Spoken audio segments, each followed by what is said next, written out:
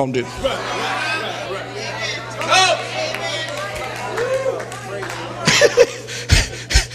You know what? He said, you know what? I'm not even gonna dignify this doubt.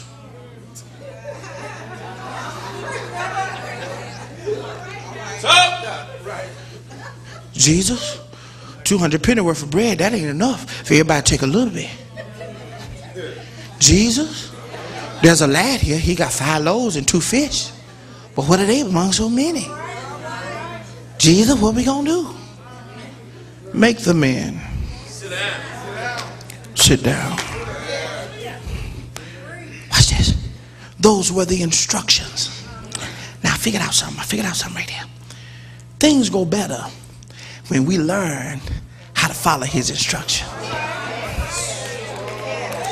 But hold on for your shout, because I may make you mad right here.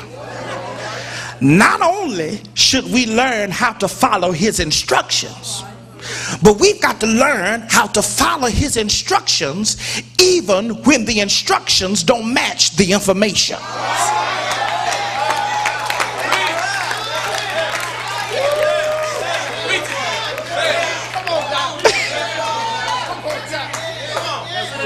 See, because one of the things you've got to understand is that what are strange instructions to you and I are standard operating procedures to God.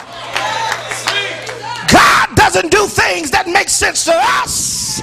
He does what makes sense to him, and we operate by faith because he knows what's best.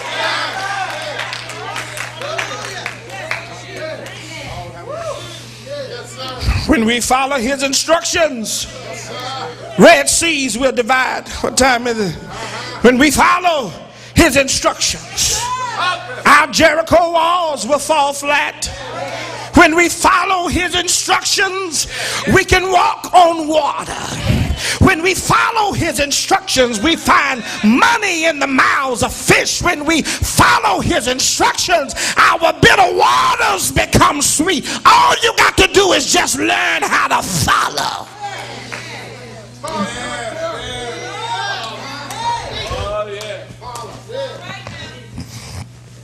He never asks you to figure it out. He simply asks you to follow. And then look down. After they follow the instructions, he says, make the men sit down. The Bible says, so the men sat down, in number about 5,000. But then in verse number 11, we see the invocation. Because notice here that Jesus took the loaves. I need to back up right there, because there's a lesson to be learned right there. Twofold. Number one, you should never assess your difficulty in light of your own resources. Have I got a witness? You will never have enough. You will never have what it takes to fix your own situation. Have I got a witness? What you need to do is trust in the Lord with all of thine heart. I need y'all to pray now. I told you I was a little weak.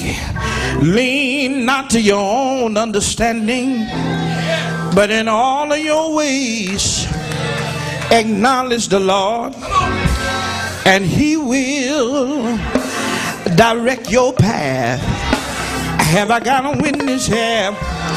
The second thing we learn is, when the lad gave up his lunch, two things happened. First of all, the lunch was transferred to Jesus. Secondly, the lunch was transformed by Jesus. Have I got a witness here? Yes, and that simply means that little becomes much when you place it in the master's hands. Have I got a witness here? Maybe that's been your problem. You've had your loaves in your hands a little bit too long. But I dare you to put your loaves in God's hands. Have I got a witness here? Whatever is wrong in your life, if you take your hands off and put it in the Lord's hands, ought to be somebody here that knows he can do more with it than you can. Put that husband or wife in God's hands and watch God fix it for you. Put those children in God's hands and watch God change them for you. Put your money in God's hands and watch him multiply it. Have I got a witness? Whatever your talent or ability may be, it's all right in your hands, but if you put it in God's hands, it can bless the masses. Have I got a witness here? I don't know about you, but I've learned how to turn it over to Jesus. Have I got a witness? Yes, I see the invocation here, and Jesus took the loaves, and when he had given thanks, yes, this is not just any kind of prayer, but this is a prayer of thanksgiving.